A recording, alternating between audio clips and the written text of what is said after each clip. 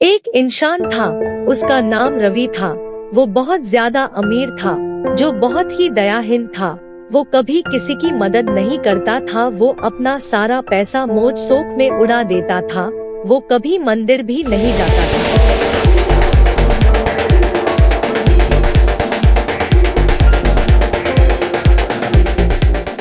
वो एक दिन ऑफिस से घर आ रहा था, तब ऑफिस के बाहर एक भिखारी था। भैया मुझे कुछ खाना दीजिए। तुम भिखारियों को काम ही क्या है? अमीर इंसान देखते नहीं कि भीख मांगना शुरू कर देते हो। आप सब धरती पर बोझ हो, कुछ काम तो करते नहीं हो और पूरा समय भीख मांगते रहते हो। मैं तुम्हें कुछ नहीं दूंगा, तुम सामने चले जाओ, वहाँ मंदिर है, वहाँ तुम्हें खाना मिल जाएगा। मैंने कोई धर्मशाला नहीं खोल रखी कि हर किसी को मेरी कमाई बांटता फिरूं। यह कहकर रवि उसकी गाड़ी में बैठकर घर जाने लगता है।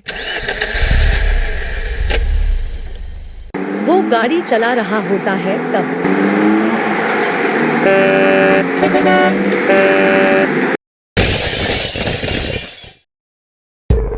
वहाँ यमदूत आता है और रवि को अपने साथ ले जाता है।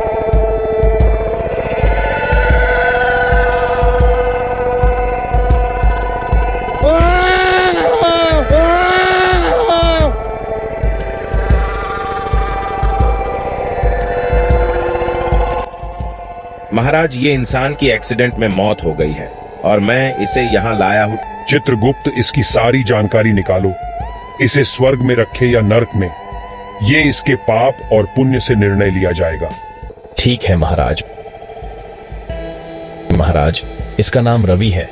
ये एक बिजनेसमैन है। ये बहुत अमीर इंसान है, पर आज तक वो कभी मंदिर नहीं गया और ना तो भगवान को मानता है और ना ही किसी की मदद की है। पर एक बात ये भी है कि इसने कभी किसी का बुरा नहीं किया। इसकी पाप की सूची बिल्कुल खाली है। ठीक है चित्रगुप्त, तो फिर हम इसे यहाँ नहीं रख सकते। इसे हमें स्वर्ग में रखना होगा। नर्क तो सिर्फ पापी लोगों के लिए है। यमदूत, तुम जाओ और इसे स्वर्ग में छोड़ कर आओ। ठीक है महाराज, जैसा आप कहे। यह कहकर यमदूत रवि को स्वर्ग में ले जाता है।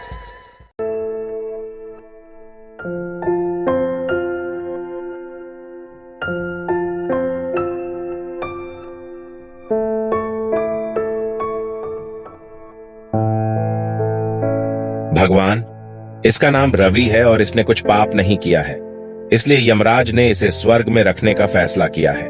ठीक है, अब तुम जा सकते हो। बाद में यमदूत वहाँ से चला जाता है। रवि, आज तक तुमने कोई अच्छा काम नहीं किया, पर तुम्हारी पाप की सूची खाली थी, इसलिए तुम्हें स्वर्ग मिला है। तुमने जितने अच्छे काम किए होगे, उतना ही सुख तुम्हें भुगतने को मिलेगा। हाँ भगवान, तुम अब जाओ, जहाँ सभी स्वर्ग वासियों के रहने की जगह है, वहाँ चले जाओ। जैसा आप कहे। बाद में रवि वहाँ से चला जाता है और जहाँ सब स्वर्गवासी रहते हैं वहाँ पहुँचता है। देखते ही देखते खाने का समय हो जाता है और घंटी की आवाज सुनाई देती है।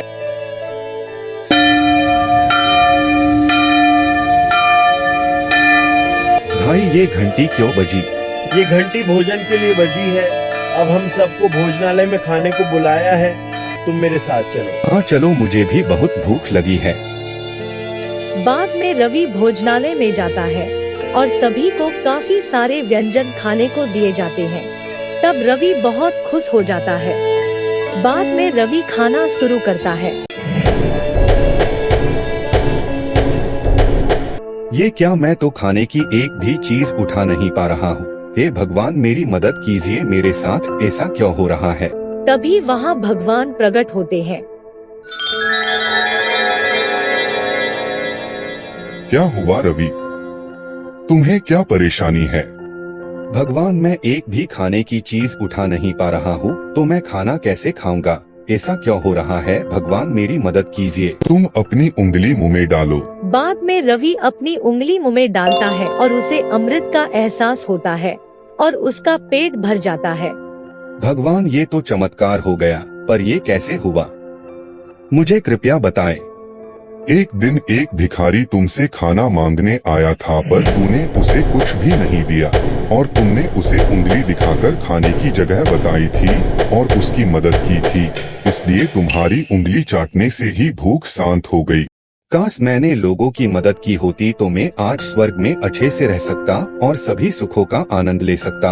आप भी इस वीडियो बनाने वाले की मदद कीजिए और अपनी उंगली से चैनल को सब्सक्राइब कीजिए ताकि ये इंसान भी आपको दुआएं दे और आपको भी किसी की मदद के लिए पुण्य प्राप्त हो। आपसे जाने अनजाने में पाप तो बहुत हो जाते होंगे, पर किसी की मदद करके आप भी पुण्य प्राप्त करें और इस धार्मिक संदेश पहुंचाने के लिए चैनल को सब्सक्राइब कीजिए और इस वीडियो क्रिएटर की मदद कीजिए जो और भी अच्छे वीडियो आपके लिए बनाएगा और उसका उत्साह बढ़ाइए। सीख, हमें दूसरों की मदद करनी चाहिए क्योंकि दूसरों का भला करने से हमारा भला ही होता है। वीडियो अच्छी लगी हो तो चैनल को सब्सक्राइब कीजिए और वीडियो को शेयर कीजिए और बेल आइकॉन दबाना मत भूलिएगा जिससे नए वीडियो का नोटिफिकेशन आपको मिलता रहे।